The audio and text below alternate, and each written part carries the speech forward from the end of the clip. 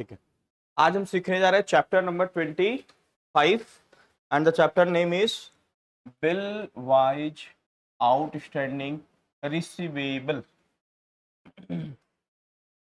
ठीक है sir, receivable मतलब किससे किससे पैसा लेना है, दैट इज कॉल्ड रिसीवेबल।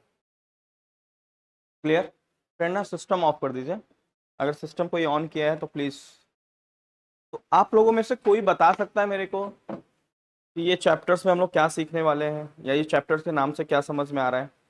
हाँ हाँ, कोई बता सकते हैं? कुछ चैप्टर कुछ एस्टिमेट करिए। हाँ यस, इनको दीजिए भाई, माइक पास करिए। सर इसमें हम सीखेंगे कि बिल के अनुसार जो मतलब बना है उससे कितना पैसा लेना है किसी भी से। बिल के अनुसार थोड़ा सा और डिटेलिंग करो। सर जैसे हम लोग कोई सामान बेच रहे हैं तो उसका जो बिल बनाया है उसके अनुसार हमको कितना पैसा देना होगा। नहीं, वो लेजर देख के नहीं पता चलेगा? और कोई? सर लेजर देख के हमें, जैसे मैं आपको दिखाता हूँ, इस चैप्टर के पहले थीम समझेंगे फिर देन आगे बढ़ेंगे इस चैप्टर से। जैसे यहाँ पे हमने टैली ओपन कर लिया, कोई भी एक कंपनी ओपन कर लेते हैं।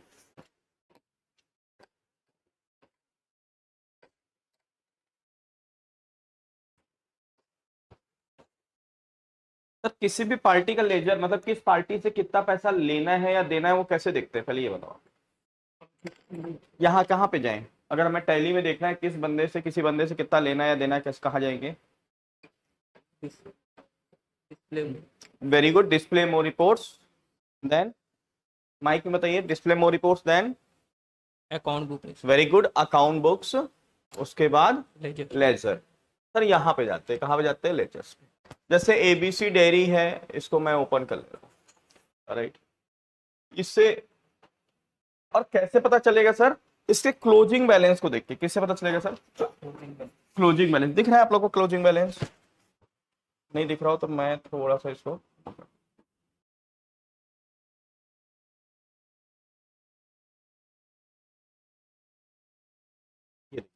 क्या लिखा रहता है? Opening balance, right. Opening balance 3230, current total 3230, मतलब करेंट का है 3230 और ओपनिंग बैलेंस है 3230। क्लोजिंग बैलेंस ये डेबिट बैलेंस है या क्रेडिट बैलेंस है? सर ये है क्रेडिट बैलेंस।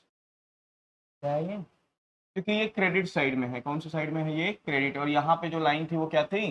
डेबिट थी। आ रही बात समझ? क्रेडिट बैलेंस का मतलब इससे लेना है या देना है? लेना है, राइट। सबको ही? कैसे कैसे लेना होगा? कैसे पता चला कि लेना है?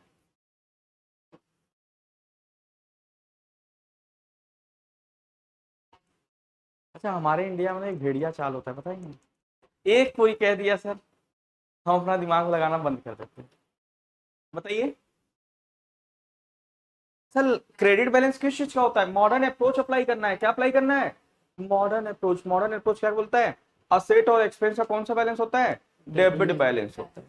और कैपिटल लायबिलिटी इनकम का क्रेडिट बैलेंस। तो ये क्या ये कैपिटल है क्या? नो सर, ये कैपिटल तो है नहीं, ओनर का अकाउंट है नहीं। इनकम है क्या सर? ना, कोई पार्टी इनकम नहीं हो सकता। ये चीज आप लोग को बताया हूं, कोई भी पार्टी या तो ओनर हो सकता है या लायबिलिटी या असेट। तो ये क्या है सर? क्रेडिट बैलेंस लायबिलिटी है सर। क्रेडिट बैलेंस दिया हुआ है मतलब हमें पेमेंट करना, राइट। लेकिन यहां से ये पता नहीं चल पाता हमको कि ये अगर मान लो हम अगर ये जानना चाहें कि इनको 6460 किस बिल के अगेंस्ट में पेमेंट करना है। मान लो इनसे 10 ट्रांजेक्शन हमने किया है, 10 बार इनसे परचेज किया है और 4-5 बार पेमेंट किया है, तो हमें पता चल पा रहा है यहां से कि ये 6460 कौन कौन से बिल के अगेंस्ट में कितना कितना। तो ये पता तब चलता जब हम कोई रिपोर्ट देखते हैं उसमें ऐसा लिखा लिखा रहता, बिल नंबर 1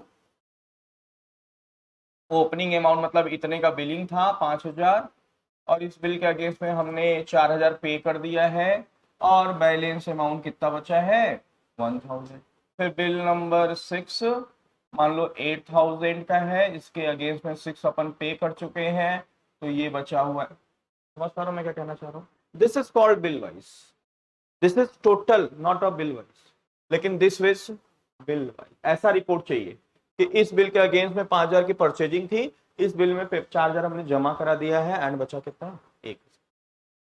आप जितने भी सीएनएफ, सीएनएफ मतलब समझते हैं, कैरिंग एंड फॉरवर्डिंग एजेंट, मतलब जैसे जो एजेंसी बोल दो, शुद्ध भाषा में क्या बोलो सर, शुद्ध देसी भाषा में एजेंसी वाले, वो जो बिल लेके जाते हैं शॉप पे, देखना उसके एजेंट कई ठो, उसके जो कलेक्शन वाले बंदे होते हैं, कई बिल लेते हैं।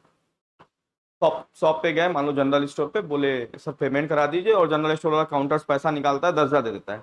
तो क्या बोलता है, अरे सर ये वाला बिल क्लियर करा दो, ये 10,800 का है, 800 दे के ये वाला बिल क्या कर दो आप। समझ पा रहे हैं? तो बिल वाइज मेंटेन कर रहा है, क्या कर रहे हैं, मतलब हम टोटल ही ना देख पाए, बल्कि साथ ही साथ बिल वाइज। तो आज का हमारा चैप्टर यही क्लियर है सबको, थीम क्लियर है सबको चैप्टर का, कि सर हम लेजर देखते हैं, उससे हमें पता तो चलता है किससे कितना लेना है कितना देना है, लेकिन किस बिल के अगेंस्ट में कितना लेना है या देना है ये पता नहीं चलता। सारी बात समझ में। मान लो इसमें एक बिल नंबर और रहता है, बिल नंबर 10,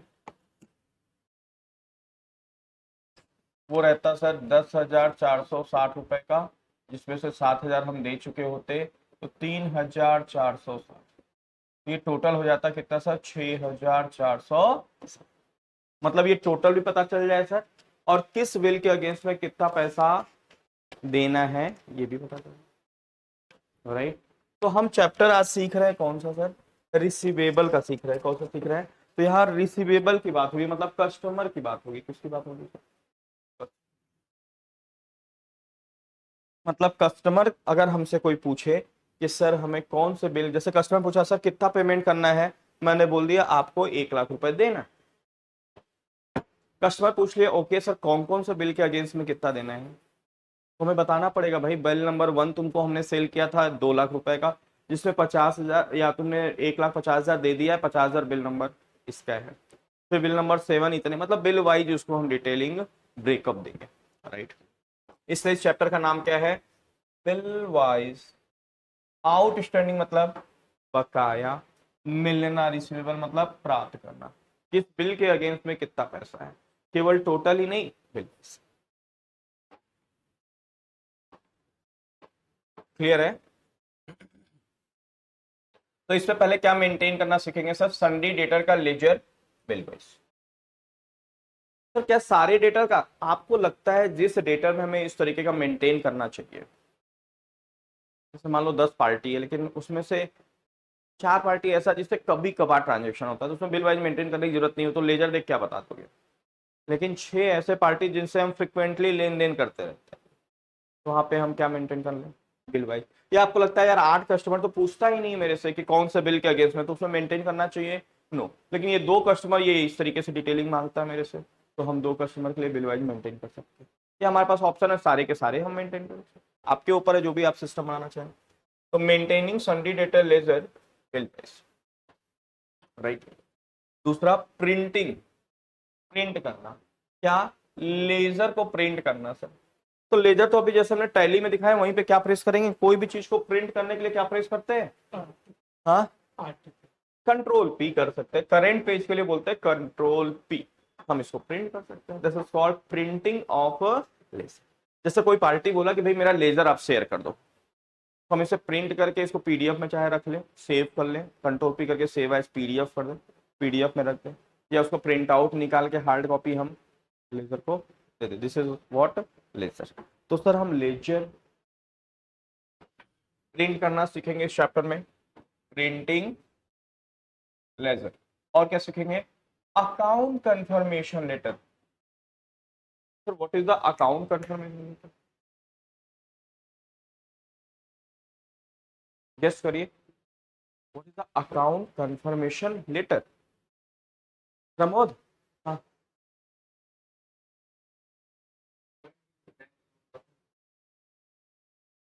हाँ, और कोई, अकाउंट कंफर्मेशन लेटर ट्राई किया करिए, आप लोगों के मन में जो भी आता है ना, कोई काला पानी की सजा तो है नहीं। जो भी मन में आता है, मतलब क्योंकि वर्डिंग लेके कुछ ना कुछ तो दिमाग में चलना होगा, गेस किया करिए जिससे आपके कॉन्सेप्ट क्लियर हो जाए। प्रेरणा क्या लग रहा है?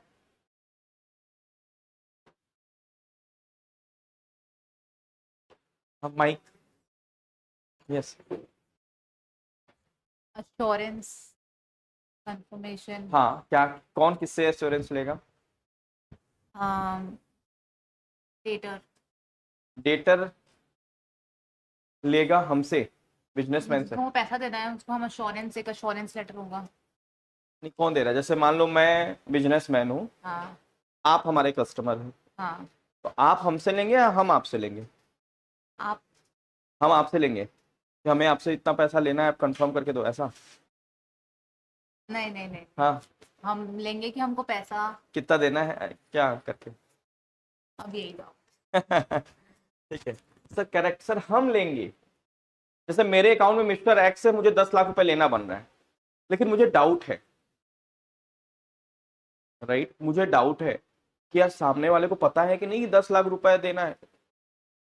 तो हम एक बनाएंगे कि मिस्टर एक्स, एक फॉर्मेट है टैली में, उसमें लिखा रहेगा कि डियर एक्स, कि मुझे एज पर मेरे अकाउंट के हिसाब से मुझे आपसे 10 लाख रुपए लेना है, प्लीज कंफर्म।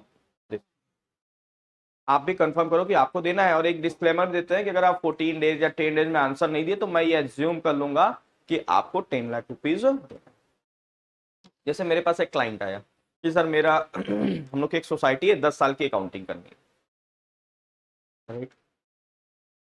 तो हमने उनको क्या किया, एक कोटेशन दिया कि इतना पैसा लगेगा, वो इंस्टेंटली रेडी हो गए, अग्रीड हो गए। तो कभी कभी डील तुरंत फाइनल हो जाता है तो भी डाउट रहता है कि यार वो बात मेरा समझा कि नहीं समझा। डिस्काउंट कराते थोड़ा बहुत तो समझ में आता, वो एग्रीड, ठीक है सर आप स्टार्ट कर दो। ठीक है, मैंने पहले उनसे डेटा लिया, डेटा वो दे दिया। फिर मेरे मन में जब मैं काम चालू करवाना स्टार्ट किया तो मेरे मन में आया कि यार ऐसा तो नहीं, ये 10 साल का कोटेशन। मैंने क्या बोला, this is the per year. अब मेरे मन में डाउट हुआ, ऐसा तो नहीं ये 10 साल का खर्चा मान रखे हैं, तो अगर काम दे दे करके 10 साल का, वो पता चला। समझ पा रहा हूँ? मैंने उनको बोला कि 15,000 पर ईयर की अकाउंटिंग आपकी जो है वो लगेगी, मतलब 1.5 लाख रुपए की बिलिंग होगी। मैंने बोला 15,000 पर ईयर। जब भी आप डील किसी से रन करें ना, तो बड़ा फिगर ना बताएं उनको। अगर मैं 1.5 लाख बोलता तो हो सकता है बात क्या हो जाती। क्यों, कंपनी बेवकूफ है, वो 4,000 रुपए नहीं लिखती सर, वो क्या लिखती है, बेवकूफ है सर कंपनी। तो पूरा रिसर्च बैठा हुआ है सर। यही चीज अगर 4,010 रुपए का रहेगा तो बड़ा महंगा लगने लगा, लेकिन ये 3 भाई अपने बजट में है। समझ पा रहा हूँ? तो मैं चाहता तो 1.5 लाख भी बोल सकता था उस मीटिंग में, लेकिन मैंने 1.5 लाख नहीं बोला, 1,50,000, क्योंकि मुझे लग रहा था अंदर से कि 150 बोलने से वो थोड़ा सा सेंटीमेंट गड़बड़ हो जाएगा। तो मतलब बोला सर ज्यादा नहीं लगेगा, आपको 15,000 पर ईयर लगेगा। बोला ठीक है सर आप स्टार्ट करो। क्योंकि मेरे मन में डाउट हुआ, ऐसा तो नहीं है 15,000 पूरे 10 ईयर का समझ रहे हैं। मैंने क्या किया, उनसे एक कन्फर्म, एक कोटेशन बनाया पहले, एंड उनको शेयर किया कि भाई सर इसमें सील साइन करके, क्योंकि वो एक कंपनी थी, मेरा सील साइन करके आप दे दीजिए। उस कोटेशन में 1.5 लाख रुपए साफ साफ उन्होंने सील साइन करके दे दिया। फिर बोले सर एडवांस भी देना पड़ेगा क्या? आती लक्ष्मी को कौन रोकते हैं, आपको जो इच्छा है कर दीजिए। तो उन्होंने 25% शेयर किया और हमने काम चालू कर दिया। मीन टू से सर कंफर्मेशन हमें लेना है कि हमें कस्टमर से इतना पैसा चाहिए।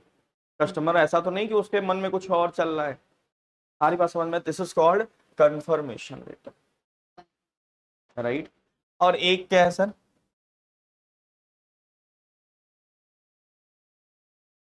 इसका फॉर्मेट अलग है, ये तो सिंपल लेजर है, इसका फॉर्मेट अलग है। ये हम कंफर्म लेते हैं अपने कस्टमर से कि हमें आपसे इतना पैसा चाहिए, आप सील साइन करके हमें दे दीजिए। और एक होता है सर रिमाइंडर लेटर। क्या होता है रिमाइंडर लेटर? हाँ, के लिए यस सर, मेरी भाषा में इसे लव लेटर बोलते हैं। क्या बोलते हैं सर? Love letter. इसे भेजा जाता है लव लेटर अपने कस्टमर को। आप लोग के पास भी आता होगा, हमारे यहाँ से आता है। यस, कि कब प्रेम बरसाओगे। और इसका नाम हमने लव लेटर इसलिए रखा कि जब मैं बैचलर था, पढ़ाई करता था ना, जिस दिन घर से मंथली खर्चे का आता था ना, उस दिन मैं अपने दोस्तों से बोलता था कि आज मेरा प्यार आया है मेरे पास, कितने दिन से, समझ पा रहा हूँ? इन द बैचलर लाइफ एक एक रुपए बड़ा ही, आज चाय तू पिला कल मैं पिलाऊंगा, राइट? तो सर दिस इज द हम लोग दोस्त में जो बैचमेट थे वो लोग जिनके घर में पैसा आता था उसका एक सिस्टम था कि जिसके घर से जिस दिन पैसा आएगा वो ट्रीट उस दिन देगा। मतलब प्रेम आया तो प्रेम बंटना चाहिए ना सबके बीच में। तो this is a love letter, मतलब रिमाइंडर देते हैं उसको कि भाई साहब, इसमें हम कंफर्मेशन नहीं लेते, कंफर्म हम हो चुका है, इसमें क्या लेते हैं, रिमाइंडर, कि मैं आपको रिमाइंडर देते हैं कि भाई आप इसको इतना ड्यू डेट वगैरह आ गया, आप इसको जल्द से जल्द पेमेंट करिए। तो कैसे टैली में रिमाइंडर लेटर देते हैं वो सीखेंगे। फिर आता है एजिंग एनालिसिस, और किस तरीके से एजिंग करेंगे sir, bill date wise and due date wise. मैं आपको बताऊं, एक जो जब अपन दूध पीते हैं तो ऊपर क्या रहता है सर, गर्म दूध जब पीते हो तो ऊपर मलाई रहता है, और नीचे तो ज्यादा फायदेमंद कौन सा है सर, मलाई है सर। नीचे सिंपल दूध, अरे मलाई के रेट ज्यादा है, वो ज्यादा फायदा करता है। तो मैं स्टार्टिंग जो चैप्टर आपको बताता हूँ ना, यही मलाई है सर, यही क्रीम है, यू कैन से। बाकी इसके बाद जो बताऊंगा ना, ये बटन, ये वो दूध है नीचे, राइट? समझ पा रहे हैं? यही मेन चीज है सर, कब यूज करना है, कहाँ यूज करना है, पर्पस क्या है इसका, दैट्स इट। फिर उसके बाद वो ऑपरेटर वाली चीज आ जाती है कि ये बटन दबाना है तो ये ऑप्शन आएगा, वो बटन दबाना है तो ये ऑप्शन। तो सर एजिंग एनालिसिस मतलब क्या होता है, गेस करिए, किसके पास माइक है? हाँ गेस करो। Ageing analysis, bill date wise and due date wise.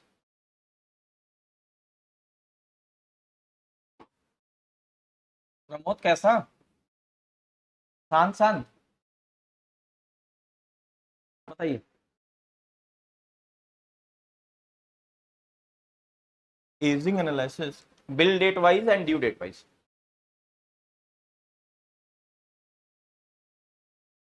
Pramod तुम्हारा एज कितना है? 20 ईयर्स ओनली। तुम्हारा तुरंत एज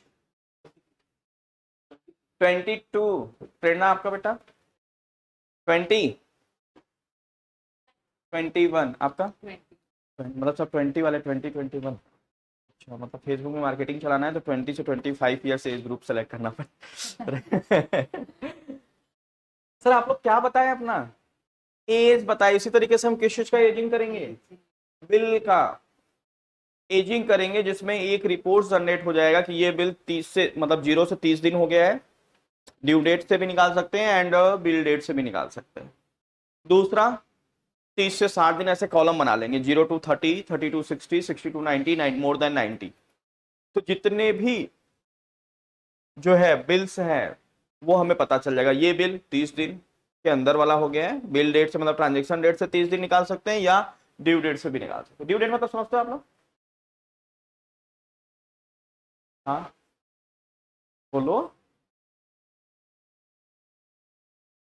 प्रेरणा कुछ बोले तो बोलो। ड्यू डेट मतलब, हाँ सर, अरे आप लोग कितना यूज करते होगे, प्रैक्टिकल वर्ड में होता है भैया आपका ड्यू आ गया उसको पेमेंट करा दीजिए, एयरटेल का बिल ड्यू हो गया पेमेंट कराइए, गूगल पे में हमेशा नोटिफिकेशन आपका ये इतना ड्यू है, एक्सीड हो रहा है, इतना एक्सीड हो रहा है। तो वो जो है आपको क्या है, समझ पा रहे हैं? तो हम ड्यू डेट से भी देख सकते हैं, डिफरेंस समझते हो, transaction date and bill date and due date. So bill date मतलब जिस दिन हमने आपको सेल किया, that is called bill date. और मान लो हमने बोला कि आपको ये पेमेंट 10 दिन में करना है, आफ्टर 10 डेज के अंदर करना है, तो 10 दिन बाद जो डेट आएगा that is the due date. तो हम अपनी रिपोर्टिंग मतलब एजिंग जो है इससे भी निकाल सकते हैं और इस डेट से भी निकाल सकते हैं। तो सर ये निकालते क्यों है, आप बताओ मेरे को कि मैंने मान लो इस तरीके से निकाला 0 to 30 days, 30 to 60, 60 to 90, more than 90, और सारे बिल्स जो थे उस हिसाब से अपने अपने जगह पे सेट हो गए, एक रिपोर्ट जनरेट हो गया। आप किस पे सबसे ज्यादा फोकस करोगे?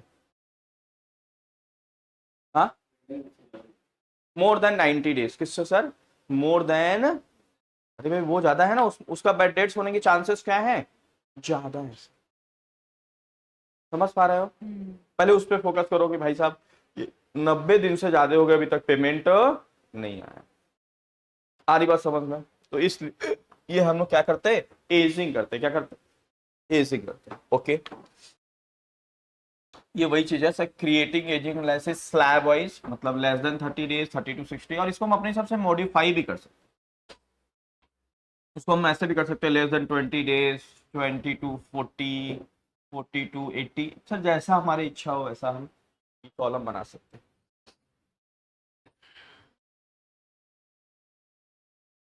तो नेक्स्ट क्या सीखेंगे sir, adjustment of advance receipt from, तो डेटर्स से हमें पैसा केवल लेना होता है या कभी कभी उसका ज्यादा भी पैसा आ जाता है अपने पास, कस्टमर से कभी कभी एडवांस भी आ जाता है, नहीं आ जाता सर? सर आ जाता है, जरूरी नहीं कि ऑल टाइम कस्टमर से हमें लेना ही है, हो सकता है देना भी हो, कभी वो एडवांस पैसा देता है या कभी वो एडवांस देता है पहले फिर बिलिंग होती है बाद में, तो हमें क्या करना होता है सर, इस एडवांस को एडजस्ट करना होता है। आधी बात समझिए, टैली में कैसे एडजस्ट करेंगे एडवांस रिसीट जिससे बिल वाइज रिपोर्ट प्रॉपर आ सके, वो सीखेंगे हम लोग इस टॉपिक्स पे। और उसके बाद क्या आता है sir, bill settlement. Sir what is the bill settlement? Sir जैसे कोई कस्टमर आया, बोला सर थोड़ा सा मेरा लेजर ओपन करिए, कितना पैसा, आधी बात समझिए, कितना पैसा आपको देना है, मैंने लेजर ओपन किया, मान लो 11,000 रुपये उससे लेना है फॉर एग्जाम्पल, तो ठीक है सर इसको नक्की करो, ये 11,000 रुपये लो, इसको खत्म करिए हमारा लेजर।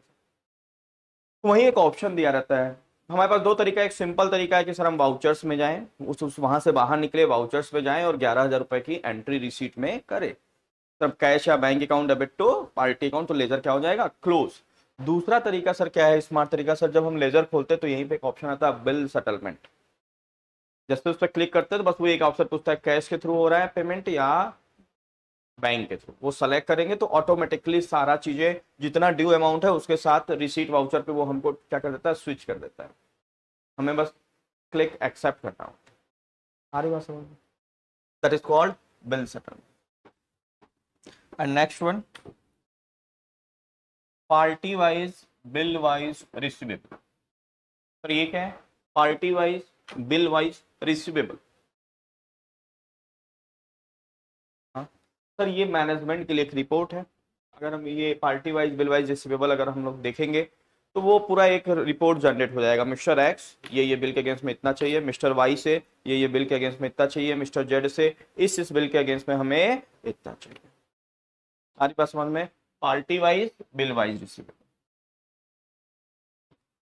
अच्छा ऐसा तो नहीं कि ये वाला हम किसी कस्टमर को भेजेंगे, नहीं सर, कस्टमर के लिए तो पर्टिकुलर एक पर्सन का निकालना पड़ेगा अलग से, देन वो जिसका है उसको भेजना पड़ेगा। सारी बात समझ में, ये किसके लिए रिपोर्ट होता है, मैनेजमेंट। मैनेजमेंट अगर देखना चाहता है कि भाई हमको एक ऐसा रिपोर्ट दीजिए जिसमें जितने भी डेटर्स है उनसे किस किस बिल के अगेंस्ट में कितना पैसा चाहिए, तो हम party wise bill wise receivable करें। सारी बात समझ में। और उसके बाद एक लास्ट है, दैट इज द असाइनमेंट, ये आपके लिए है। जो टेस्ट होता है कि आपको ये चैप्टर कितना समझ में आया, क्लियर है? स्टार्ट करें।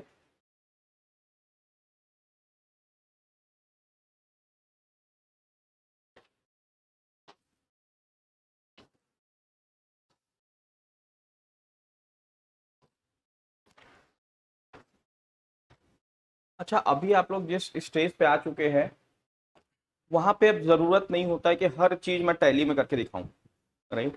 लेकिन अगर आपको लगता है कि नहीं सर ये चीज हम विजुअलाइज नहीं कर पा रहे हैं कि ये टैली में कैसे होगा, तो प्लीज मेरे को बताइएगा, मैं उसको करके दिखाऊं।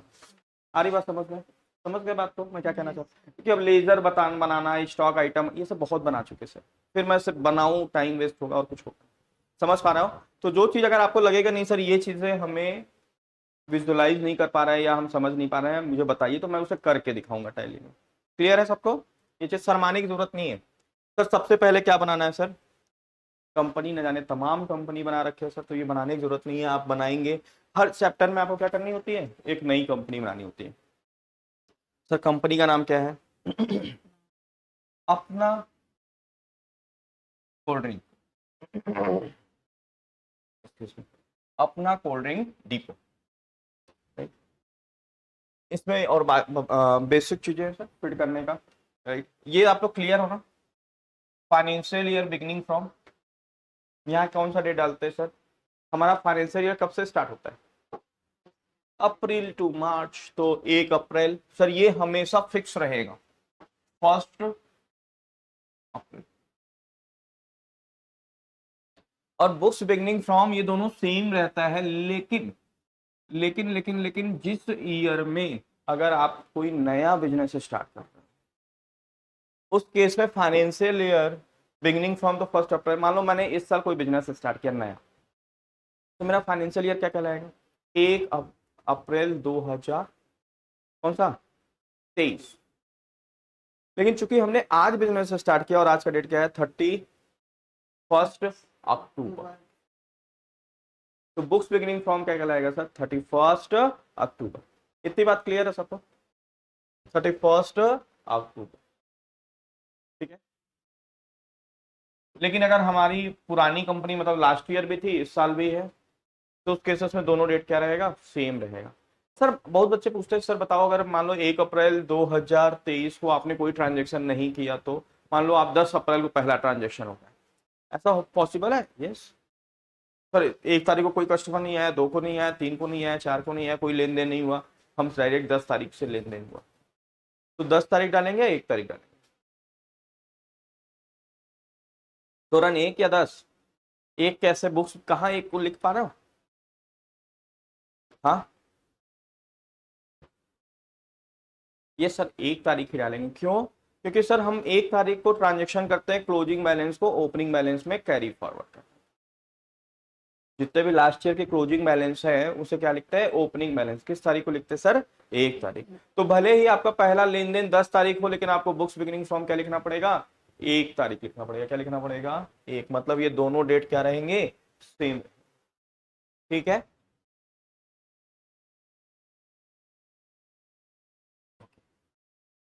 तो यहाँ पे आपको ये बेसिक इंफॉर्मेशन, वही एक चीज ध्यान देना है। और कभी कभी आप एंट्री जब करते हो तो देखना अक्सर ये वाला चीज आता है, date below the books beginning. जैसे आपने यहाँ टैली में बता दिया कि भाई हम 1 अप्रैल 2020 से बुक्स लिखना चालू कर रहे हैं, और आप एंट्री 19 में कर रहे हो, तो वो एंट्री करने देगा आपको? टैली नहीं कर। समझ गए? तो अगर इस टाइप की चीजें अगर दिख रही है और आप 1 अप्रैल 19 को ही एंट्री करना चाहते हो, तो यहाँ पे डेट क्या करना होगा? 19 करना। ठीक है। डेट में 2 टाइप्स की प्रॉब्लम आती है। पहला प्रॉब्लम क्या आता है आपका?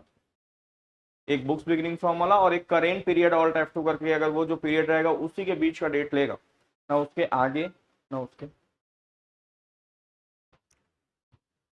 इसको करने के बाद क्या करना है सर? सेव कर लेना है।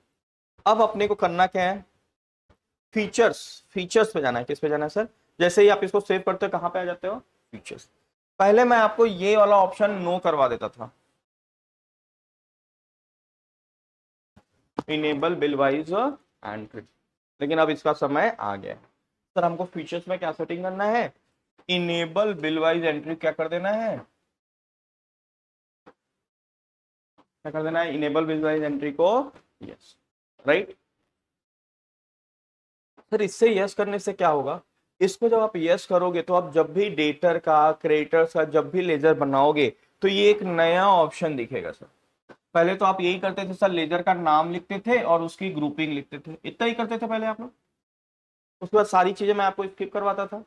लेकिन अब एड ऑन हो जाएगा सर, ये एक नया ऑप्शन ऐड हो जाएगा, मेंटेन बैलेंसेस बिल बाय।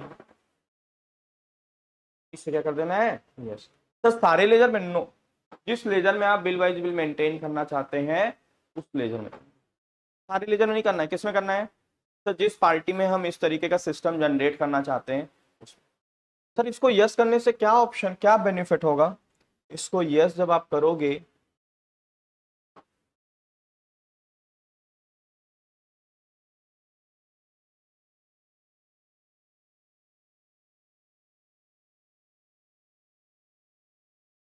इसको जब आप यस कर देंगे ना इस ऑप्शंस को, जब इससे हम एंट्री करेंगे तो 4 ऑप्शन दिखेगा। कितने ऑप्शन दिखेगा सर?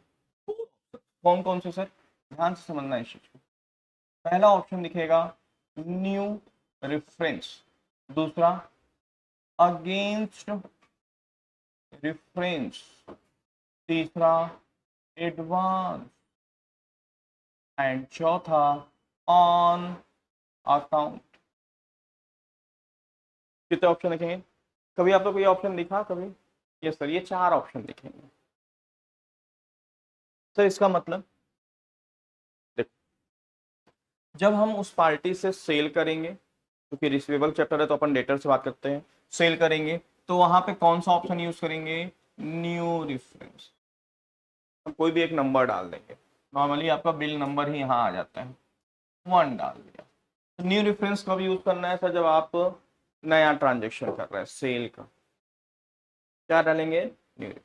ओके। जब सामने वाला हमको पेमेंट करेगा, मान लो न्यू रेफरेंस, हम एक बंदे को सेल किए 5 लाख रुपए का एक बिल, 5 लाख गुड सेल किए तो न्यू रेफरेंस में डाल दिया 1।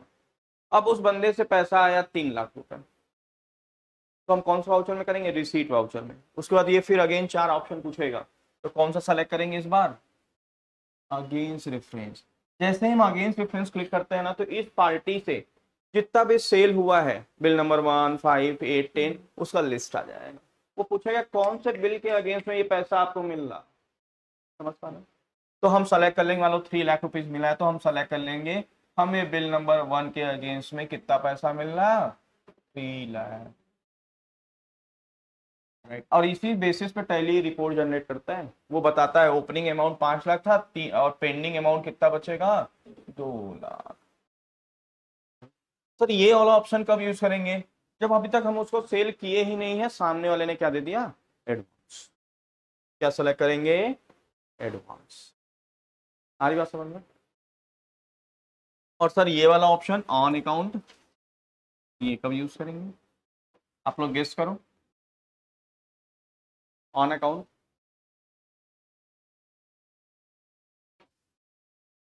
3 हमने बताया, चौथा आप बताइए।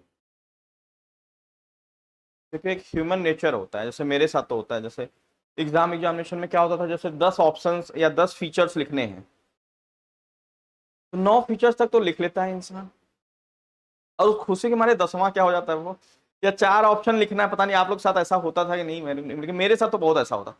जैसे क्वेश्चन में बोलेगा भाई इसके 4 टॉपिक्स या 4 फीचर्स लिखने हैं, और हमने 4 रट के गए, लेकिन 3 लिखेंगे, चौथा याद नहीं आएगा। वो खुशी के मारे याद नहीं आता कि यार 3 तो लिख लिए चौथा याद नहीं आएगा। तो मैं भी चौथा भूल गया सर, आपको बताते बताते। आप लोग गेस करिए कि ये ऑन अकाउंट का मतलब क्या होगा।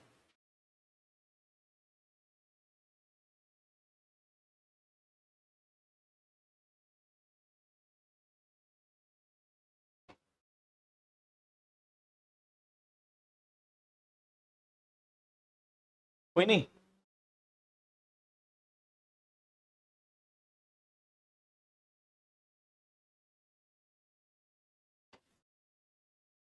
नहीं, ऑन अकाउंट मतलब सर लेजर के बेसिस पे कोई ट्रांजेक्शन हो रहा है सर। जैसे जैसे मान लो उस बंदे से 10,500 में चाहिए, वो बोला सर 500 कहाँ चक्कर में पड़े हो, या 10,05,000 रुपये। मान लो किसी पार्टी से 10,05,000, अगर वो 10 लाख आपको दे दिया तो 500 के लिए चिक चिक करोगे? हाँ, बहुत ज्यादा अगर वैसा नैरो माइंडेड हो तो जरूर करोगे सर, लेकिन 99%। मान लो किसी बंदे से 10,05,000 चाहिए, वो 10 लाख दे दिया आपको, वो आपसे पूछेगा भी नहीं कि 500 और दे क्या। सर इतना बड़ा ट्रांजेक्शन में 500 मतलब ये उसी तरीके से जैसे 10,001 रुपए 50 पैसे है, वो 10,000 आपको दे दिया, और आप अभी पड़े हो सर 1 डेढ़ रुपए और दो हमको, 1.5 रुपए कम है। हमारी बात समझ में? तो सर ये 500 रुपए की जो डील हुआ, डिस्काउंट हुआ, क्या ये मान लो ऐसे 10 बिल हो रखे हैं, क्या ये बिल नंबर 1 के अगेंस्ट में हुआ, या 2, 3, 4? नो सर, ये ऑन अकाउंट के बेसिस, मतलब ओवरऑल बेसिस पे हुआ। किस बेसिस पे हुआ सर? समझ गए सर? टोटल लेजर के बेसिस पे ये डिस्काउंट की एंट्री होगी। Clear? This is called on account, मतलब कोई पर्टिकुलर बिल के अगेंस्ट में नहीं हो रहा है, टोटल लेजर के बेसिस पे। इसे क्या बोलेंगे? ऑन। क्लियर है सबको?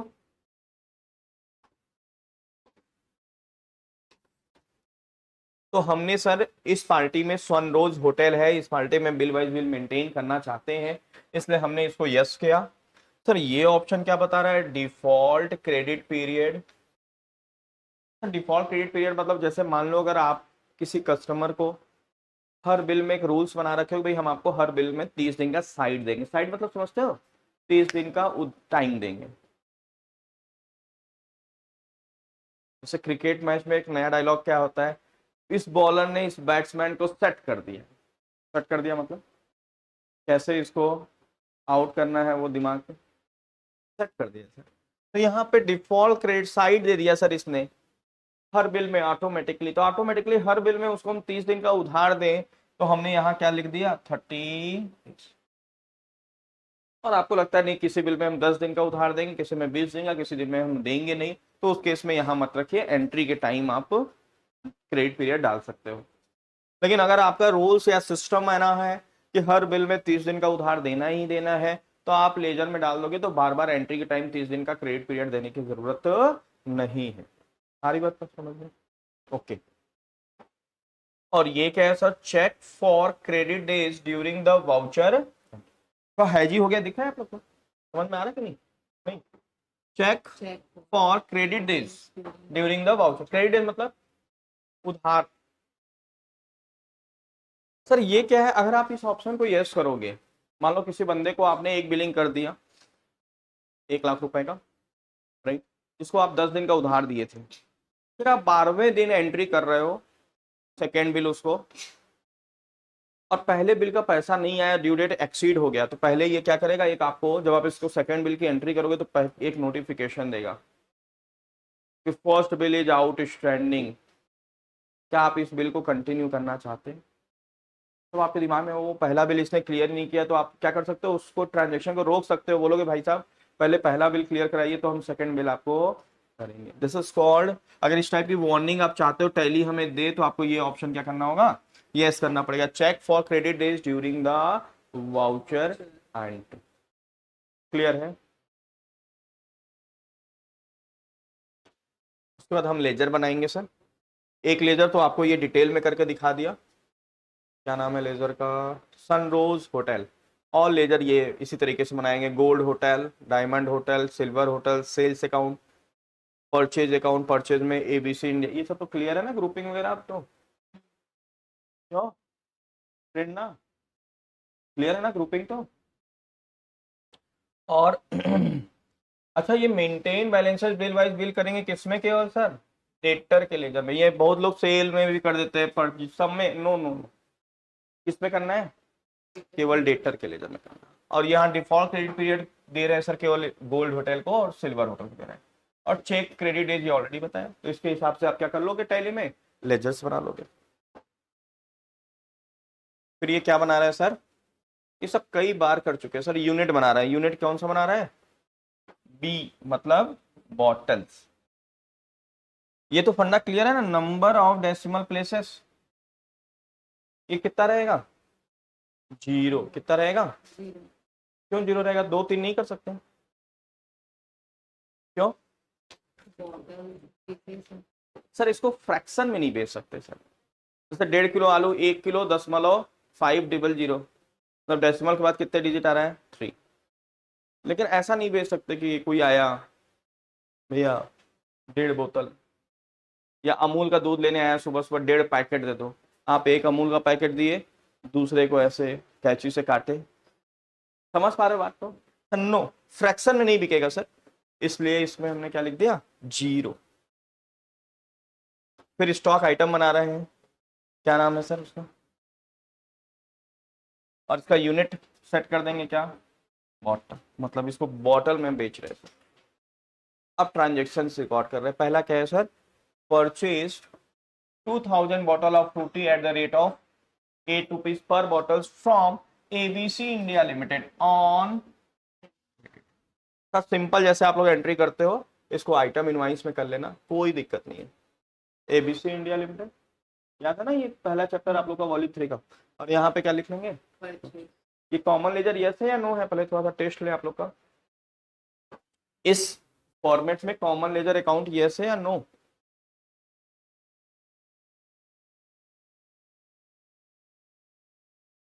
यस है या नो, आगे पार्ट पीछे यस सर, तभी तो यहाँ पे ये दिख गया। अब यहाँ चाहे आप 10 आइटम लिखो, आपसे पूछेगा नहीं ये आइटम कौन से लेजर में फॉल करेगा, क्योंकि ऑलरेडी आपने यहाँ पे सेट कर दिया परचेज। नो रहता तो ये ऑप्शन यहाँ से हट जाता, और हर आइटम के बाद आपसे पूछता है कि इस आइटम को कौन सा लेजर में लिखना है, इस आइटम को कौन सा लेजर में। सेकेंड आइटम डालते हैं, फिर अगेन पूछता हूँ। तो यहाँ कॉमन लेजर यस है सर, क्यों? क्योंकि क्वेश्चन में ऐसा अलग अलग करने का बोला नहीं। ये आ गया आपका इस चैप्टर से रिलेटेड, यहाँ अप्लाई करेंगे जो सिस्टम हम जनरेट किए यहाँ। सर इस सिस्टम में क्या हो रहा है? सोल्ड, कितने बॉटल बेचा सर? 100 bottles of Frooti. कितने rupees per bottle? 10 rupees per bottle. To Diamond hotel on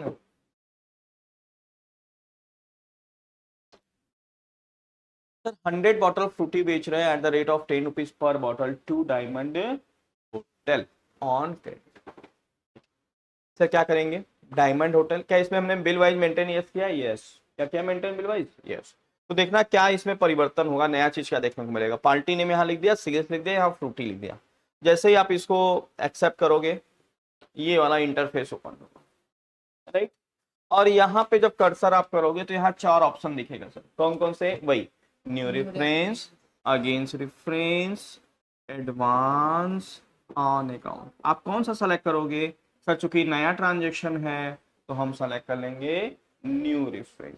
और यहाँ बिल नंबर, आपको बताया था क्रेडिट डेज आप चाहे लेजर में के टाइम आप सेट कर दो, और जिसका अलग अलग चेंज होता है वहां पे यहाँ पे भी आप चेंज कर सकते हो। और सर लगता नहीं हमको उधार देना ही नहीं है तो इस यहाँ पे फिर इसको स्किप कर दो, 0 डेज डाल दो या स्किप कर दो, मतलब एक दिन का भी आप उधार नहीं दे रहे हो। क्या उधार देना जरूरी है क्या सर? तो यहाँ पे यहाँ लिख दीजिए आप अमाउंट। सारी बात समझ में? तो यहाँ क्या सेलेक्ट करेंगे? New reference. ये नया चीज आया, क्यों? आपने मेंटेन बिल वाइज, और ये उसी लेजर में आएगा जिस लेजर में आपने मेंटेन बिल वाइज बिल को यस किया है। ठीक है, तो हमने इसमें किया था इसलिए इसमें आया, और इसमें नहीं किया था सर एबीसी इंडिया, चूंकि ये सप्लायर था, इसमें नहीं किया था तो ये वाला ऑप्शन हमसे नहीं पूछा है। ओके, फिर नेक्स्ट देखिए,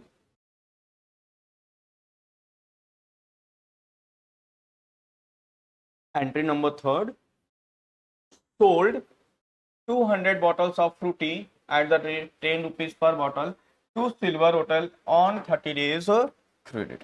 Same silver sales account Frooti, against फिर ये ऑप्शन आएगा, हम न्यू रेफरेंस, और यहाँ पे क्या डाल दिया? 30 दिन का इसको उधार था तो हमने क्या डाल दिया यहाँ पे?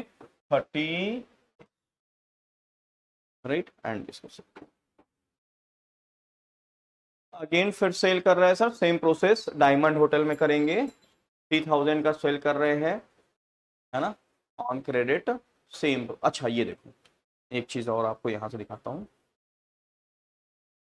जैसे ही आप डायमंड होटल को सेल कर रहे हो, ये एक वार्निंग देना चालू कर दिया। क्या वार्निंग दे रहा है? कि इसका पहला bill, first bill of diamond hotel is outstanding due date accident, मतलब पहले बिल का ड्यू डेट एक्सीड हो गया है, उसका अभी तक पेमेंट नहीं आया है। क्या आप ये ट्रांजेक्शन करना चाहते हैं? करना चाहते तो ये करके आगे बढ़ जाइए, आपको रोकेगा नहीं, लेकिन आपको करने के पहले एक वार्निंग दिखेगा। ये क्यों दिख रहा है? Check credit days during the voucher entry को हमने क्या कर रखा है? यस कर रखा है। आ रही बात समझ में? याद आ रहा है ना क्यों हो रहा है सर? न्यू रेफरेंस फ्री हमको करना था, हमने एंट्री कर लिया। अगेन फिर सनरोज होटल को 400 बॉटल बेच रहे हैं, सेम एंट्री होगा सर, बिल न्यू रेफरेंस 4 आ गया, 30 डेज वहां डाल के चेक। अब यहां से देखो आप लोग, यहां से फिर आप समझने की कोशिश करो। सर क्या बोला है? Received 1800 from diamond hotel on the same day. Sir 1 जून को ही हमको डायमंड होटल से 1800 रुपए रिसीव हुए, राइट। इसको अभी तक अगर ऊपर आप देखोगे तो इसको 2 बिलिंग अपन किए हैं, एक 1000 का किए हैं बिल नंबर 1 में, और एक किए हैं सर 3000 रुपए का बिल नंबर 3 में। याद आ रहा है? करके बताऊं, दिखाऊं आपको? सर ये देखिए, डायमंड होटल, ये एक 3000 की ये बिलिंग हुई है डायमंड होटल को, ये 3rd नंबर में आ गया, ये डायमंड होटल को 3000, ये वाला एक 3000 डायमंड होटल को बेचे अपन, राइट। यहाँ पे देख सकते हो 3000, और एक पहली बिलिंग जो थी वो 1000 की थी बिल नंबर 1 में। तो 4,000 इससे लेना था इस बंदे से, किससे? डायमंड होटल से। लेकिन डायमंड होटल ने अभी हमें दिया कितना सर इस ट्रांजेक्शन में? 18। साथ ही साथ उसने हमें एक इंफॉर्मेशन दिया, क्या कि सर बोल रहा है ये due to certain dispute in bill number 1। मान लो बिल नंबर 1 में हमने बोला 1,000, लेकिन वो उससे डिस्प्यूट चल रहा है, बोला नहीं नहीं 1,000 नहीं हुआ, इस बिल में 800 हुआ। तो उसने कितना पेमेंट किया बिल नंबर 1 में से? And the remaining rupees 1,000, remaining कितना बचेगा सर? 800 अगर हटा देंगे तो 1,000 will be adjusted against the bill number 3। Sir कहने का मतलब, ध्यान से समझना आप लोग, आप लोग बताना मेरे को, जैसे ये डायमंड होटल है,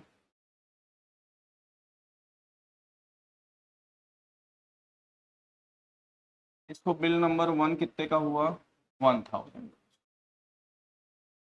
और एक हुआ बिल नंबर 3, कितने का हुआ सर? 3,000। Bill number 3। फिर उसने कितना पैसा दिया सर? ये टोटल इससे कितना लेना है? 4। उसने दिया सर 1,800, उससे कितना लेना होगा? 2,000।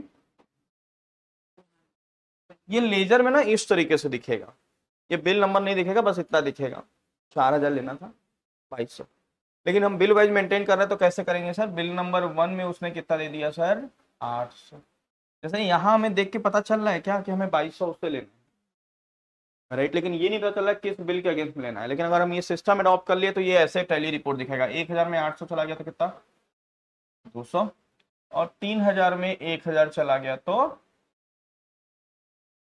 हम अब इस तरीके से इससे बात करेंगे कि भाई साहब बिल नंबर 1 के अगेंस्ट में हमें आपसे चाहिए 200, और बिल नंबर 3 के अगेंस्ट में चाहिए 2,000, टोटल चाहिए 2,000। या हम ऐसे बोले कि अगर हमसे डायमंड पूछता है कि 2,200 कैसे चाहिए आप बताइए, तो कौन सा बिल के अगेंस्ट में, तो हम बता देंगे बिल नंबर 1 में आपका 200 पेंडिंग है और बिल नंबर 3 में 2,000 पेंडिंग है। समझ पा रहे हो आप लोग? तो वही चीज है सर, ये रिसीट 1,800 हुआ। अब हम लोग ना यहाँ अगेंस्ट रेफरेंस सेलेक्ट करेंगे। रिसीट और पेमेंट में क्या सेलेक्ट करना है? अगेंस्ट। और परचेज सेल में न्यू रेफरेंस। सर यहाँ सेलेक्ट करेंगे अगेंस्ट रेफरेंस। सर यहाँ अगेंस्ट रेफरेंस करेंगे तो क्या होगा? यहाँ इसको जितने भी बिल सेल किए हैं उसकी लिस्ट आएगी। यहाँ बिल 1 3, तो हम सेलेक्ट करेंगे पहले बिल नंबर 1। और बाय डिफॉल्ट यहाँ अमाउंट क्या आ जाएगा सर? 1,000, क्योंकि बिल नंबर 1 कितने का था सर? 1,000 का था। लेकिन हम उसको एडिट कर देंगे। क्या कर देंगे? उसको एडिट। 1,000 हटा के क्या लिख देंगे? टाइप कर देंगे 800। फिर अगेंस्ट रेफरेंस सेलेक्ट करेंगे हम। यहाँ बिल नंबर 3 सेलेक्ट करेंगे, ये ऑटोमेटिकली 3,000 आएगा। तो आपको 3,000 नहीं करना था, अगेंस्ट रेफरेंस क्यों select किया तुम? क्योंकि ये किसी बिल के अगेंस्ट में पैसा मिल रहा है। नहीं, अब उसने परचेज बताया था सेल्स में। जैसे परचेज एंड सेल्स में न्यू रेफरेंस था क्योंकि नया ट्रांजेक्शन था। जब भी रिसीट पेमेंट होगा तो हम क्या सेलेक्ट करेंगे? अगेंस्ट रेफरेंस, है ना? यहाँ पे देखो हमने लिखा था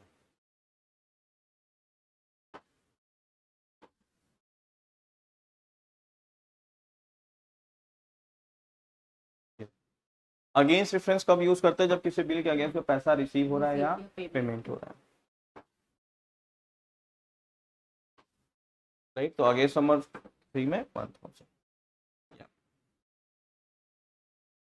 तो इस तरीके से ये रिपोर्ट देखिए। एंड एक्सेप्ट द, इस वाउचर क्या करेंगे हम लोग? राइट। फिर आता है आपका printing ledger, account confirmation and reminder letter, right?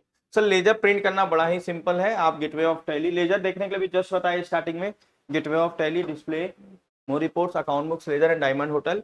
और जब भी आप कोई रिपोर्ट देखें, ये क्या है सर? एक तरीके का रिपोर्ट है। जब भी आप कोई रिपोर्ट देखें तो आपको सबसे पहले इस पे फोकस करना चाहिए। हो सकता है बाय डिफॉल्ट टैली में 1 अप्रैल का केवल रिपोर्ट दिखे, किसका दिखे सर? आप क्या करोगे? ऑल्ट F2 से पीरियड को बदलने के लिए ऑल्ट F2, और वहां सेलेक्ट करेंगे 1 अप्रैल से 1 जून। तो ये सर रिपोर्ट आएगा और इससे कंट्रोल P करके हम क्या दे देंगे उनको? लेजर प्रिंट कर देंगे। This is called laser printing, this is called laser printing.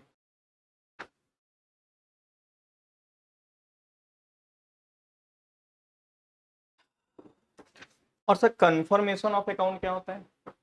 आप जब कंट्रोल P करते हो ना किसी भी रिपोर्ट को मैं दिखाता हूँ, टैली में किसी भी रिपोर्ट को अगर कंट्रोल पी आप करते हैं, जैसे ये लेजर है सर ABCD का, अगर हमें प्रिंट करना है हम कंट्रोल पी करेंगे, यहाँ प्रीव्यू देखना है तो प्रीव्यू, इसको प्रिंट मार के इसको दे देंगे सामने वाले पार्टी, राइट। लेकिन यहाँ पे एक ऑप्शन क्या आएगा सर, कन्फिगर का, क्या आएगा, कन्फिगर। हमें क्या देना है सर, कन्फर्म, क्या देना है सर, कन्फर्मेशन ऑफ। तो हम यहीं पे कॉन्फ़िगरेशन में जाके रिपोर्ट टाइप पे एंटर करेंगे और क्या सेलेक्ट कर लेंगे, कन्फर्मेशन ऑफ।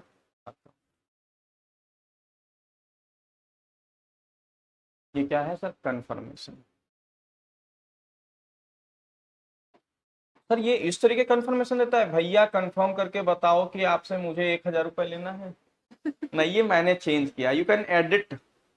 इसका एक सिंपल सा फॉर्मेट है, बड़ा ही ड्यूली मतलब अच्छे से रिस्पेक्टिव वर्ड में लिखा है, लेकिन मैं आपको ये चेंज करके दिखाया, आगे बताऊं कैसे चेंज होगा, कि ये आप चेंज कर सकते हो। जैसे रिमाइंडर लेटर, टैली तो बड़ा प्यार से रिमाइंडर लेटर का वर्डिंग लिखेगा, लेकिन आप सामने वाले से परेशान होगा, पेमेंट नहीं कर रहा है, तो आपको थोड़ा सा क्या लिखना होगा सर, हार्ड वर्ड लिखना होगा, राइट।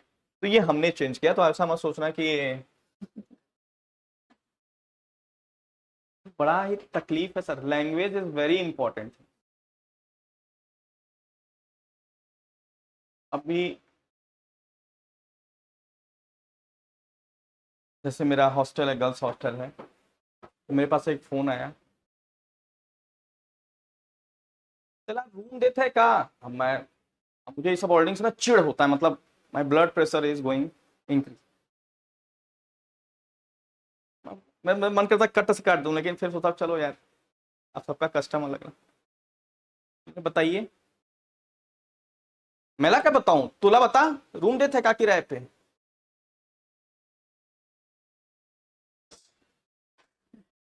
अब मेरा मन हल्का हल्का, बोला नहीं भाई मैं रूम नहीं दे रहा हूँ, हॉस्टल मेरा किराए पे, और लिखे तो है सोम गर्ल्स हॉस्टल। मैं फोन कट कर, हल्का नींद में था, भी मैं दोपहर का लंच करने के बाद हल्का नींद ले, हाँ यार फोन माइंड ब्लड गर्म करेंगे, थोड़ा सा रिस्पेक्टिव वर्ड यूज करो। कट कर दिया। फिर फोन एक आया तो उसका फ्रेंड उठाया, मतलब फोन लगाया, दूसरे नंबर से आया तो फिर मैं उठाया, बोला सर रूम चाहिए था। किसके लिए, बोला मेरी फ्रेंड है उसके लिए रूम चाहिए था, वो पढ़ती है। तो बोला अच्छा ठीक है। बोला क्या नाम है, सर अभी फोन आया था ना इसके पहले, वहीं हम लोग दोनों दोस्त। तो बोला अच्छा ठीक है, आप आके देख लेना, ये नंबर लो, ये नंबर पे बात करके देख। तो मीन टू से कि सर हम ये वर्डिंग जो है बड़ा ही मैटर करता है। अगर आपको किसी से पैसा लेना है, आप ऐसा वर्डिंग बोल दिए कि उसका देने का भी मन है, तो क्या हो गया, आपको लटका दिया। मतलब वो मेरे से ऐसे बात कर रहा था जैसे कि मैं उसका कर्जदार हूं। वो इस तरीके से एटीट्यूड में बात कर रहा था, हे भगवान।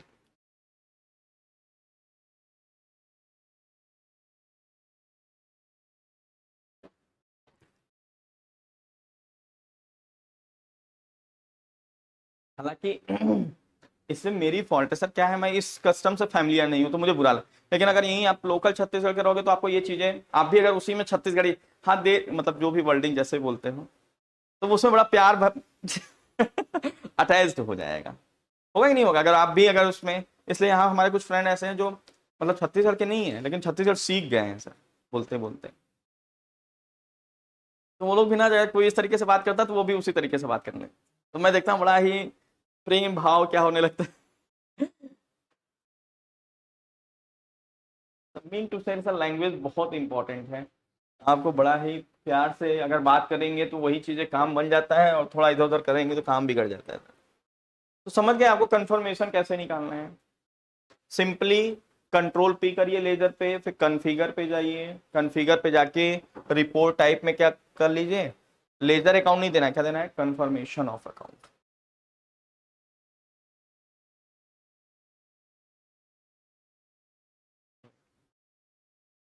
अच्छा मैं वही चीज बोल रहा था, ये कंफर्मेशन अकाउंट कर लिया, फिर आप क्या जाओगे यहाँ पे, अगर आपको उसके स्टेटमेंट को चेंज करना है, ठीक है सर, आपको स्टेटमेंट क्या करना है, चेंज करना है।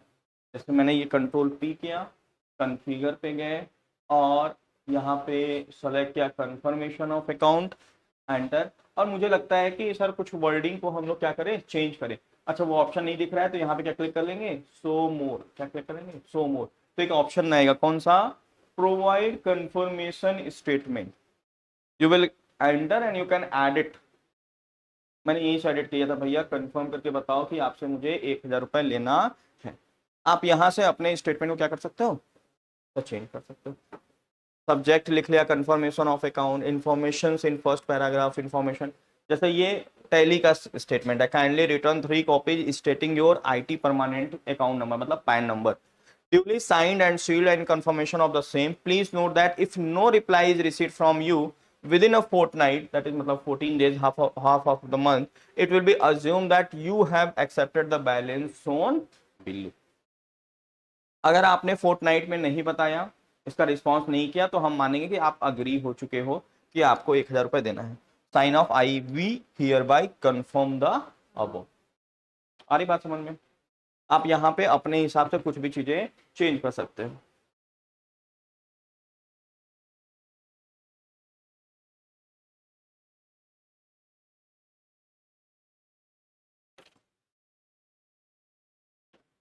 जैसे मान लो मुझे ये लिखना है छत्तीसगढ़ी में, मतलब कंफर्म करके बता दे, राइट। अब देखिए कैसा करूं, क्या आ गया है, डियर सर मैम, बोला कंफर्म करके बता दे, काइंडली रिटर्न दिस, राइट। समझ गए बात को? तो you can change your statement,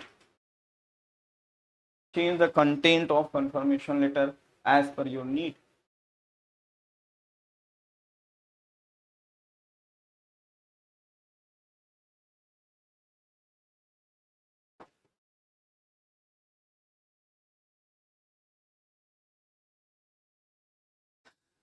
अच्छा, अब बात आती है सर, अब यहाँ क्या लिखा है, आउटस्टैंडिंग, एक टॉपिक ये outstanding receivables of a particular party. एक पार्टी से कितना पैसा रिसीव करना है उसके लिए आप कहाँ चले जाते हो, अकाउंट बुक्स ले जाके डायमंड होटल पे चले गए, राइट। तो यहाँ पे क्या बता रहा है सर, डायमंड होटल का वो बता रहा है। और वहां पे जब ये लेजर आपके सामने ओपन होगा तो क्या प्रेस कर देना है, F5। क्या आता है सर, बिल वाइज। तो रिपोर्ट इस तरीके से दिखेगा, this is bill wise report, जहां पे आप अपने कस्टमर को बता सकते हो कि भाई साहब बिल नंबर 1 कितने का था, 1,000 का था, लेकिन अभी पेंडिंग अमाउंट इस बिल का कितना पड़ा हुआ है। साथ ही साथ ओवर ड्यू डेज भी बता रहा है कि इसका ड्यू डेट क्या हो गया है, 61 दिन। सर 1 अप्रैल को बिलिंग हुई थी, 1 जून को रिपोर्ट देख रहे हैं, तो कितना हो गया over due days, 61 days. And bill number 3 3,000 opening amount है, और अभी बचा कितना है उसमें, पेंडिंग अमाउंट 2,000, मतलब था ना 2,200 रुपए। इसका ड्यू डेट एक्सीड हो गया, इसका यहाँ ड्यू डेट था ये, और अभी इतना दिन एक्सीड हो गया, आपका पेमेंट नहीं है। तो this is the bill wise. तो बिल वाइज देखने के लिए आपको क्या करना है, सिंपली लेजर पे जाना है and you will press what, F5। क्या प्रेस कर देना है, F5। और अगर आपको रिमाइंडर लेटर लेना है, क्या लेना देना है सर, रिमाइंडर लेटर। तो ध्यान रखिएगा सर, कंफर्मेशन में हम लेजर पे जाके कंट्रोल पी करके कॉन्फ़िगर किए थे। यहाँ पे पहले आपको बिल वाइज रिपोर्ट इस तरीके से ओपन करना पड़ेगा। रिमाइंडर लेटर में क्या करना होगा, इस टाइप का पहले बिल वाइज। आप सिंपल लेजर में कंट्रोल पी करके कुछ करोगे तो रिमाइंडर लेटर नहीं दिखेगा। कहाँ पहले क्या कर देना है, F5 प्रेस करके ये वाले स्टेट इस वाले इंटरफेस पे आ जाएगा। फिर उसके बाद हमें क्या करना है सर, देन उसके बाद प्रेस करना है control P, right. Option we can also print a reminder letter. और कंट्रोल पी करने के बाद यहाँ पे रिपोर्ट टाइप में जाएंगे तो 2 ऑप्शन दिखेगा, रिमाइंडर लेटर एंड आउटस्टैंडिंग। मैं करके दिखाता हूँ अगर इस चैप्टर में मेंटेन होगा तो, ठीक है। अच्छा नहीं मेंटेन, अदरवाइज यहाँ पे ये F5 क्या रहता है, हाईलाइटेड रहता, क्या रहता सर, हाईलाइटेड। मैं कोई देखता हूँ आगे इंटरनेशनल है क्या?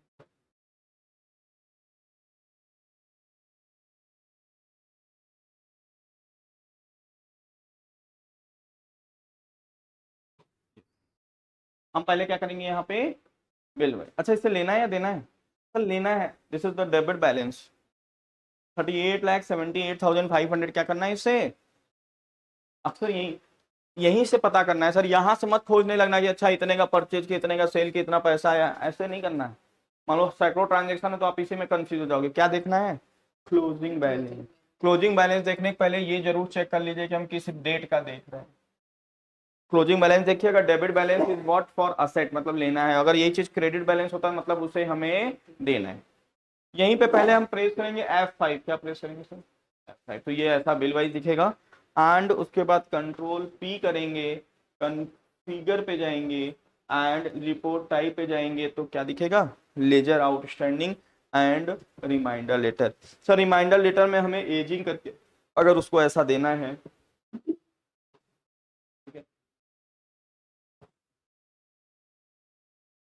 This is what sir, this is the reminder letter. अच्छा मैं भी इसमें भी कस्टमाइज कर दिया हूँ, अगर इस बार पेमेंट नहीं किया तो मैं FIR, इसको भी हम चेंज कर सकते हैं। अरे मैं इसको इसलिए लिखा, मेरे साथ एक बार ऐसा हुआ था, ये जो टेबल चेयर पे आप बैठे हैं इसको गुरु नानक चौक से मैंने एक पार्टी से परचेज किया, ऑर्डर दिया उसको, तो क्योंकि हालांकि उसके पहले भी उससे बहुत काम हमने करवा रखा, नॉर्मली वो काम करने के बाद पेमेंट देता था, लेकिन इस बार बोला सर आपको जल्दी चाहिए तो एक काम करिए कि आप मुझे एक साथ पूरा पेमेंट कराइए, तो मैं आपका काम जल्दी कर दूंगा, फटाफट मटेरियल लाऊंगा, जल्दी हो जाएगा। मैं बोला ठीक है। तो भाई साहब 70,000 रुपीज़ लेके चले गए हमसे, 70,000 रुपये जब लेके चले गए यहाँ से, उसके बाद एक हफ्ते का टाइम दिया, एक हफ्ते बाद जब 8वें दिन मैं फ़ोन लगाया, phone not reachable, phone not reachable, phone not reachable, ऐसे होते होते 15-20 दिन बीत गए। मैं टाइम निकाल के जा भी नहीं पा रहा था, मैं हो सकता था कहीं, हो सकता है आज दे देगा कल दे देंगे, तो फ़ोन उठाया। फिर मैं उसके बच्चे को फ़ोन लगाया, उसके लड़के को, वो भी बैठता है, तो लकली वो फ़ोन उठाया। वो 1 महीने में पापा बाहर गए हैं, ये हैं वो हैं, ऐसा वैसा करके 1 महीने हमको, तो मेरा माथा, मैं बोला कि ये तो बेवकूफ़ बना रहा है, सिधाई का एकदम हद हो गई। 15 दिन पापा जी झुलाए, अब पापा फोन साइलेंट करके बैठे हैं तो 1 महीना बेटा झुला दिए, जबकि मैं उससे न जाने कितने का फर्नीचर बनवा चुका हूँ, मतलब बहुत काम करवाया मुझसे। तो एक दिन गुस्सा लगा मेरे को, मैं बोला भाई साहब अगर आज नहीं आया तो मैं लीगल एक्शन लूंगा आपके अगेंस्ट, लड़ ले लीजिए। मेरे को लगा यार ये तो हद हो गया, ये तो पैसा भी मेरा ले रखा है, लेट भी कर रहा है, और इस तरीके से। तो मैं पहुंच गया आपके DDU नगर पुलिस स्टेशन में, बोला सर ऐसा ऐसा बात है। तो उसने फ़ोन लगाया, बोला नंबर दीजिए आप, उनका लड़का उठाया, बोला आपने केसरी से 70,000 रुपये लिया है क्या फर्नीचर के लिए, बोला हाँ लिया था, तो क्यों ऐसा मतलब नहीं दे रहे हैं उनको टेबल चेयर। तब उसने बताया कि एक्चुअली मेरे फादर मिसिंग है सर, और आपको बिलीव नहीं है तो इस डेट को न्यूज़पेपर आप देखिए, मेरे फादर इज, मैं फिर, और मैं उनको भेज दीजिए जो भी शॉप पे, मेरे फर्नीचर तो नहीं रेडी है बट वो आए तो जो भी शॉप पे जो भी सामान है वो ले जा सकते हैं 70,000। तो मैं उसके बच्चे को बोला, मैं यार ये चीज़ तुम मेरे को बताता कि मेरे पापा मिसिंग हैं, कुछ फैमिली डिस्प्यूट हो गया, फादर क्या हो गया, चले गए छोड़ छाड़ के, प्यार से अपन बैठ के बात करते हैं। तो एक बोला नहीं सर एक्चुअली मैं फैलाना नहीं चाहता था इस बात को, मतलब मेरे को लगा इनके पापा आए थे 70,000 लिए, घर में झगड़ा करके आए, 70,000 लिए और निकल लिए। तब फिर गया, फिर मैं उनके यहाँ से काउच अलमीरा जो समझ में आया मैं बोला कि भाई ले लो, नहीं तो ये भी हाथ से क्या हो जाएगा, निकल लेगा, और कुछ दिन बाद जाओगे शटर ही बंद रहेगा। तो वो सब लेके फिर मैं, तो सर ये करना पड़ता है सर, सामने वाला पेमेंट पहली बार में नहीं देगा, पहले एक हफ्ते आपको झुलाएगा, फिर अगले हफ्ते फिर फोन स्विच ऑफ कर लेगा, आप दूसरे नंबर या ब्लॉक लिस्ट में डालेगा, फिर आप किसी नंबर से करोगे और उठा के बात हो गया, आप थोड़ा टाइट हो गए, वो आपसे ज्यादा टाइट हो गए। राइट, तो आप इस तरीके से चीजों को लिख सकते हो।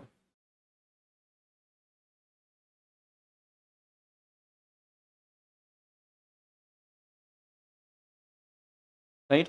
This is the last topic था ये, रिमाइंडर लेटर। क्या है सर, इस तरीके से हम क्या दे सकते हैं उसको, रिमाइंडर लेटर। एंड एजिंग करने के बाद and you can also change the text. तो कैसे चेंज करेंगे, वही कॉन्फ़िगरेशन में जाएंगे तो आपको इस तरीके से दिखेगा, reminder letter information dot dot dot dot dot, उस पर क्लिक करेंगे तो जो भी कंटेंट है you can change it according to your need. फिर सर ये सिंपल सा है, ageing analysis bill wise and date wise. आप यहाँ पे इस पाथ के थ्रू आउटस्टैंडिंग रिसीवेबल पे जाएंगे, राइट। तो ये बाय डिफॉल्ट आपको यहाँ पे ओवर ड्यू डेट के हिसाब से ये दिखेगा, ड्यू डेट दिखेगा, राइट।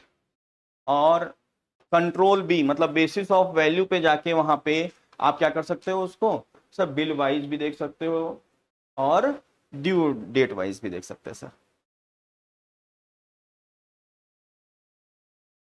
चलिए मैं यहीं पे ओवर कर रहा हूँ, कल और ले लूंगा, ऐसे हड़बड़ी करके पढ़ाने से कोई मतलब नहीं है, ठीक है। यहाँ पे आप लोग पेज नंबर नोट कर लीजिए, पेज नंबर, ये कंफर्मेशन हो गया सर 42, पेज नंबर 42 नोट कर लीजिए, 42 तक हो गया है। उसके आगे हम लोग कल की क्लासेस में 10 मिनट की और क्लास बची है, फिर हम लोग वो